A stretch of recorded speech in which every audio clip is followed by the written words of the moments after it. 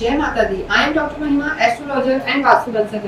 स्वागत है आप सभी का हमारे साथ वीकली राशिफल में। साप्ताहिक राशिफल जो हम यहाँ बताएंगे 14 अप्रैल से लेकर और 20 अप्रैल पर 20 अप्रैल तक। इसमें देखिए जो हम बताते हैं आपकी गोचर के आधार पर बताते हैं और जो आपकी जन्म राशि है उससे आप इसको रिलेट करके देख सकते हैं। आपको कैसे पता लगे कि आपकी राशि मिथुन है, तो उसके लिए हम कई बार बता चुके हैं कि जहां भी आपका मून प्लेस है वहां नंबर 3 लिखा हो तो आपके लिए ही ये वीडियो है, ये मिथुन के लिए वीडियो है। आपके पूरे चार्ट को हम देखते हैं। देखिए सेकेंड हाउस में आपके मंगल विराजमान है जो नीच के हैं, आपके सुख भाव में केतु है और आपके जो दशम भाव है इसमें चार ग्रह चल रहे हैं। चतुर्ग्रही योग बना हुआ है। 13 तारीख तक ये पंचग्रही योग बना हुआ था और सूर्य यहाँ पर निकल चुके हैं। यानी इस पूरे हफ्ते में अगर हम बात करें तो 14 अप्रैल से लेकर और 20 अप्रैल तक इस पूरे ही वीक में सूर्य एक ऐसे ग्रह हैं जो ट्रांजिट कर रहे हैं। सूर्य इस समय अब मेष में आ गए हैं और मेष में आके सूर्य उच्च के हो जाते हैं तो काफी अच्छा फायदा देने वाले हैं, क्योंकि सूर्य आपके लाभ भाव में उच्च के हुए हैं। तो चीजें आपकी ओवरऑल कैसी रहेंगी ये इस वीडियो में हम देखेंगे। और देखिए सूर्य जो आपके कहीं ना कहीं हम कहेंगे पराक्रम के स्वामी होते हैं, तो ऐसी स्थिति में जो आपकी चीजें रहने वाली हैं कैसी रहेंगी, स्वास्थ्य कैसा रहेगा। अगर हम सबसे पहले देखें स्वास्थ्य की बात अगर हम करें मिथुन राशि वालों के लिए, तो जो आपके लग्नेश हैं बुध मरकरी जो आपके लॉर्ड हैं वो इस समय मार्गी हो चुके हैं 7 अप्रैल से और उनकी स्थिति यहाँ केंद्र में ही है। तो देखिए स्वास्थ्य को लेकर बहुत ज्यादा कोई डरने की बात नहीं है, लेकिन ये वीक में भी आपको थोड़ी सी पेट की तकलीफ रह सकती है, स्टमक आपका अपसेट रह सकता है। साथ ही साथ मंगल का आपके कुटुंब भाव में होना कहीं ना कहीं जो कहेंगे फेस में या तो कोई ना कोई दांतों से संबंधित समस्या आ सकती है या बीपी की इशू आपको रह सकती है। तो मंगल का सेकंड हाउस में नीच का होना आपको थोड़ा सा फेशियल जो चीजें होती है उन पर प्रॉब्लम दे सकता है या टीथ में आपको इशू दे सकता है। स्टमक का भी आपको ध्यान रखना है। इसके अतिरिक्त चीजें आपकी यहाँ बहुत कोई नेगेटिव नहीं है। नेक्स्ट हम बात करते हैं लव एंड रिलेशनशिप की।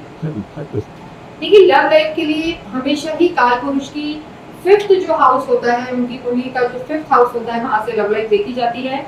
और मिथुन राशि वालों के लिए जो यहाँ के लॉर्ड हैं शुक्र हैं और शुक्र का इस समय उच्च का होके चलना और 13 अप्रैल को जो शुक्र हैं डायरेक्ट भी हो गए हैं, मार्गी हो गए हैं, तो काफी अच्छा संयोग बना हुआ है मिथुन राशि वालों के लिए लव लाइफ के लिए इस पूरे ही हफ्ते। क्योंकि आपका जो खुद का लॉर्ड है बुध और आपके जो लवर हैं उनका जो स्वामी है शुक्र है, तो शुक्र और बुध इस समय दोनों मार्गी स्थिति में चल रहे हैं, दोनों ही लक्ष्मी नारायण योग बना रहे हैं और शुक्र तो उच्च के भी चल रहे हैं। तो लव लाइफ यहाँ पर आपकी काफी बेटर रहेगी। काफी समय आप साथ में स्पेंड कर सकते हैं, समय व्यतीत करेंगे, डेट के लिए आपको अच्छा टाइम मिलेगा। तो ओवरऑल लव लाइफ यहाँ पर बेटर है। सूर्य की जरूर आपके उच्च के सूर्य की दृष्टि आपके पंचम हाउस पर जरूर पड़ रही है, तो इससे भी ओवरऑल एक प्रोटेक्शन रहेगा। आपकी लव लाइफ में भी चीजें खराब नहीं होगी। कई बार ऐसा होता है कि कोई तीसरा व्यक्ति भड़का देता है, तीसरा व्यक्ति नेगेटिविटी फैला देता है, लेकिन सूर्य की जो पंचम हाउस पर दृष्टि है मिथुन राशि वालों के लिए वो उनके लिए लव लाइफ के लिए भी बेटर रहेगी, प्रोटेक्ट करके चलेगी। तो चीजें यहाँ पर बेटर हैं। और रिश्तों को अगर हम देखें तो कुटुंब में यानी आपके एकदम इमीडिएट फैमिली में जरूर कोई दिक्कत आपको फील हो सकती है, क्योंकि मंगल यहाँ पर नीच के हैं। मंगल का नीच का होना आपको थोड़ी सी परेशानी में डाल सकता है। कुटुंब में एक कहते हैं ना बेचैनी, घबराहट या छोटी छोटी बातों पर एक गुस्से का सा माहौल रह सकता है, खींचातानी सी रह सकती है, तो उसको आपको ध्यान रख के चलना है। अगला जो हमारा सेगमेंट होता है मैरिज की, यहाँ पर हम बात करेंगे मैरिड लाइफ के लिए जो आपके लॉर्ड है गुरु है, वो जरूर मैं कहूंगी कि गुरु आपके इस समय 12th हाउस में गोचर कर रहे हैं और अभी से नहीं लगभग साल भर से कर रहे हैं। तो गुरु का यहाँ होना कहीं ना कहीं हो सकता है आप अपने पार्टनर के साथ बहुत ज्यादा टाइम ना बिता पाए, जो आपके स्पाउस हो सकता है दूर रहे। तो इस हफ्ते भी सिचुएशन सेम है, लेकिन सूर्य का उच्च का होना, आपके लाभ भाव में होना और जो हम कहेंगे कि आपकी कॉन्फिडेंस पराक्रम का जो स्वामी इस समय डिजायर हाउस में है, ये काम भाव होते हैं तीनों, तीसरा 7वां और जो 11वां भाव है इसे काम भाव डिजायर हाउस कहा जाता है। तो यहाँ पर सूर्य का उच्च का होना आपकी वैवाहिक जीवन में भी हम कहेंगे कि तालमेल को बढ़ाएगा। जैसा आप जीना चाह रहे हैं वैसा आपके लिए चीजें होंगी, तो अच्छा मैनिफेस्ट करें तो मैरिड लाइफ भी यहाँ पर ठीक रहेगी। क्योंकि गुरु जरूर यहाँ है, तो हो सकता है किसी वजह से बहुत ज्यादा समय नहीं मिल पाए, बहुत ज्यादा बिजी कोई आप में से रह सकता है, तो वो एक इशू रह सकता है। थोड़ा सा यहाँ पे स्पाउस की हेल्थ का भी ध्यान रखना जरूरी है। बाकी इस पूरे ही हफ्ते अगर मैरिड लाइफ को देखें, लव लाइफ को देखें, तो कोई बहुत मेजर परेशानी यहाँ पर नहीं नजर आ रही है। नेक्स्ट हम बात करते हैं आपकी करियर की, बिजनेस की, कर्म की, आपके पैसों की। तो देखिए जो 10th हाउस है वहां पर चतुर्ग्रह योग बन रहा है और ऑलमोस्ट शुक्र बुध शनि तो 3 मैत्री रखते ही हैं। तो कर्म यहाँ पर आपका अच्छा रहेगा और आपकी इनकम तो बहुत अच्छी रहेगी। जिस तरीके से आप अपने काम को बढ़ाना चाह रहे हैं, मिथुन राशि वालों के लिए इस समय ऑलराउंडर काफी स्ट्रॉन्ग चलेगा। जो अगर वो कोई जॉब में है तो प्रमोशन के चांसेस हैं इस हफ्ते, और भी स्ट्रॉन्ग रहेगा। इसके साथ साथ देखिए आपको यश भी मिलेगा, आपकी चीजें सुनी जाएंगी, लोग आपके सुनेंगे, चाहे आपके बॉसेस ही क्यों ना हो। जहां पहले तालमेल गड़बड़ था वहां अब उन चीजों में सुधरता आएगी, चाहे आपके कलीग्स हो या बॉसेस हो। तो यहाँ पर चीजें काफी बेटर है। जो लोग ज्यादा क्रिएटिव लाइन में हैं या राइटिंग से रिलेटेड कोई काम है उन सबके लिए अच्छा है। लेकिन जो लोग प्रॉपर्टी से रिलेटेड काम कर रहे हैं या बहुत ज्यादा कोई इलेक्ट्रॉनिक आइटम में है तो वहां पर चीजें इतनी सुधरी हुई नहीं है। तो इस हफ्ते आपको अगर प्रॉपर्टी से रिलेटेड कोई डिसीजन लेना है, कोई काम करना है, तो वहां पर आपको थोड़ा सा रुकने की जरूरत है। बाकी प्रमोशन के भी चांसेस हैं, अप्रेजल्स में आपको फायदा भी होगा। तो ओवरऑल चीजें यहाँ पर बेटर है।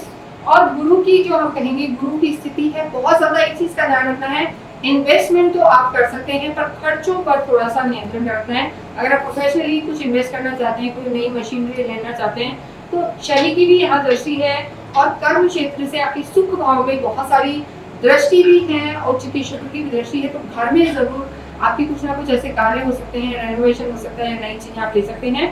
तो धन की स्थिति ओवरऑल अगर हम देखते हैं, क्योंकि धन के जो आपके स्वामी है चंद्रमा है, तो वहां जरूर एक चंचलता महसूस हो रही है। यानी इम्पल्सिव बाइंग कुछ भी नहीं करनी, जल्दी से गए और कुछ ले लिया, सोच समझ कर पैसों को खर्च करें। बाकी कर्म आपका अच्छा रहेगा, बिजनेस भी आपका अच्छा रहेगा, ओवरसीज से related if you are planning something तो वहां की आपको अच्छी रिजल्ट्स मिलेंगी। बात करते हैं विद्यार्थियों की। देखिए मिथुन राशि में पंचम भाव से ही हम यहाँ पर जब विद्यार्थियों का हाल देते हैं तो शुक्र उनके लॉर्ड हैं और शुक्र इस समय इनके केंद्र में ही है, उच्च के होकर चल रहे हैं।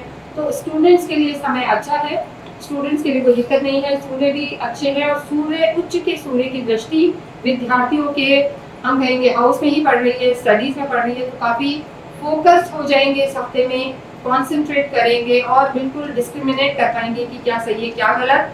और जो पहले थोड़ा सा भटके हुए थे मिथुन राशि वाले, वो इस समय काफी स्टडीज उनके लिए अच्छी रहेंगी। अगर कोई हायर स्टडी में जाना चाहता है, बाहर जाके पढ़ना चाहता है या गवर्नमेंट से रिलेटेड कोई एग्जाम चाहता है तो वहाँ भी उनको फायदा होगा। तो स्टूडेंट्स के लिए समय अच्छा है। नेक्स्ट हम बात करते हैं अध्यात्म की। देखिए स्पिरिचुअलिटी की जब हम बात करते हैं तो 9th हाउस को देखा जाता है और आपकी लगन को भी देखा जाता है। तो जो आपके लॉर्ड हैं शनि और आपके लग्नेश खुद बुध यहीं बैठे हैं, तो काफी अच्छी स्थिति है, आध्यात्मिक आप हैं।